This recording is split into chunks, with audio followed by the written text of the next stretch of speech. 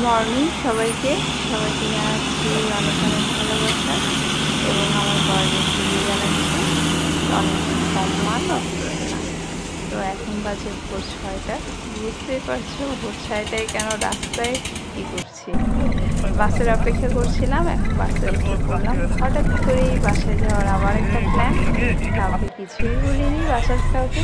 আর ও দেখো ওর ফ্রেন্ডদের সাথে দুষ্টুমি করছিল আর হাসাহাসি করছিল, আর আমি এক কোনায় হয়ে বসেছিলাম। আর বাসটার ভিতরেও এরকম ঘুমের পরিবেশ যে সবাই।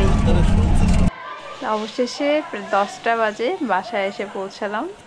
দেখতেই পাচ্ছে রুমটা এলোমেলো, আর আম্মু রুমটা বেশ সুন্দর করে গুছিয়ে রেখেছিল।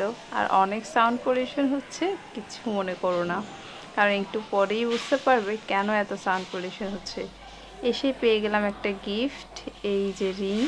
কিন্তু রিংটা আমার হাতে খুব লুজ, মানে কেটে ছোট করতে হবে, আসলে বুঝতে পারিনি।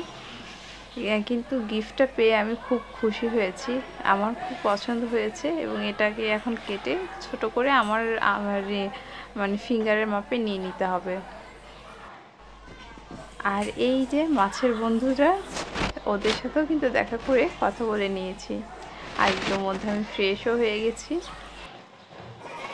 আর কেন সাউন্ড হচ্ছে এবার দেখো, মাঠের পানিতে একদম শেষ, মানে ওরা ক্লিন করে ফেলেছে, আর এখন ওরা সবাই মিলে খেলাধুলা করছে। আসলে পরিবেশটা খুব সুন্দর ছিল। আর বাসার সবাই তো আজকে প্রায় আকাশ থেকে পড়ার মতো, যে হঠাৎ করে আমি কিভাবে চলে আসলাম। তো বন্ধুরা, আজকের এই ছোট ব্লগটি ভালো লাগলে অবশ্যই একটা লাইক, একটা কমেন্টস, একটা শেয়ার, সাবস্ক্রাইব করে দিতে ভুলে যেও না কিন্তু।